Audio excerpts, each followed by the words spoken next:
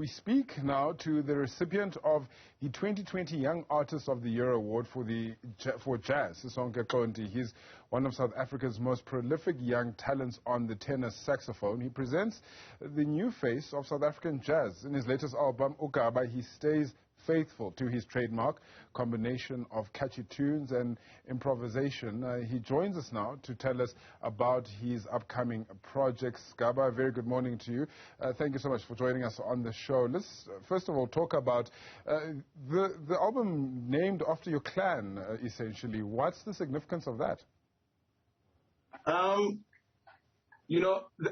album is really, the clan actually came after. The original title was Migration. Just talking about how I've grown, the experiences that I've gone through. And I realized whatever that I go through it with my ancestors. Hence, I put uGaba, the migration, because they're there with me. I believe in my ancestors, guiding me. So I needed to, I guess, put forward their name before whatever that is, I was going through. Because I think that whatever I'm going through, they are going through it with me. Hence, I call it uGaba, the migration. I mean, you are, as I mentioned in the intro, essentially the face of, or the new generation, should I say, of jazz musicians in the country. But let's talk about where you started. I mean, a young man from Khayelitsha at the age of 10 playing clarinet doesn't sound like your typical story. Yeah, I started playing, I think, from even younger. Like my siblings used to play a recorder. So, it was lying around the house. I used to pick it up and fool around. And also, I think my dad had a lot to do with my musical upbringing, because he used to play a lot of, South African jazz, the likes of Fuma Segela, Jonas Gwangwa.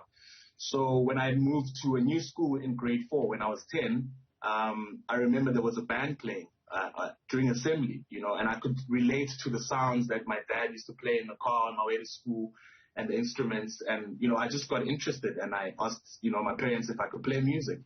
That's how it all started, really.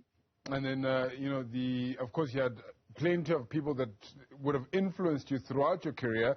One of the interesting stories I read is when you got to play Winston Mankunku's horn, essentially, without even knowing that it was his, and that happened to be the man that you sort of based your sound on for most of your career. Yeah, as I said, my dad used to play South African jazz. So Winston was one of them.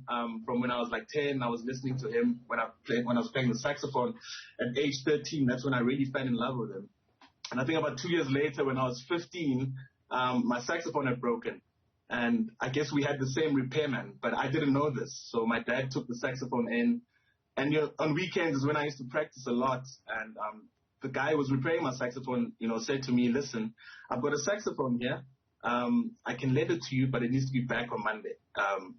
So anyway, I went home and I played it. It was a beautiful instrument. When we brought it back on Monday, then he was like, do you know whose instrument this is? I'm like, no. And he's like, it's Winston Mankunku's horn. I couldn't believe what I'd just gone through, playing on my favorite saxophonist's horn without even knowing. So it was a great experience for me. I mean, and it's all those experiences that would have led to your sound now. I know that John Coltrane is also somebody that has had a profound influence on who you are. Now, let's talk about, I mean, you briefly touched on, your music being something that you carry your ancestors within. Let's talk about how your message has changed as a result of all these influences from essentially the start of your playing career, when it was still just a hobby, to now where you are trying to send a message with your music. Yeah, I mean, for me, music was always just an outlet, growing up in high school. I never saw it as a career, it was always fun, playful and joyful, and I didn't realize that music can touch people in so many ways until about, I guess, I'd say about 8 years ago, when I realized it has a huge emotional impact on the audience, the people that you play for, and how it touches them, I mean, you can play a gig now and it can have an effect on someone years later. So when I became conscientized to that, I realized that I need to, be, I guess, deliberate about sending messages, because, we have a powerful role to play as musicians, which I didn't realize when I was younger. As I said, it was just a playful thing. So now I really try to send, messages to people through my music, because I know it reaches, people from all walks of life in different corners of the world. So I think now I'm really conscious of the fact that I need to really be deliberate about the messages that I send out to people. Right, Senator, thank you so much for your time this morning.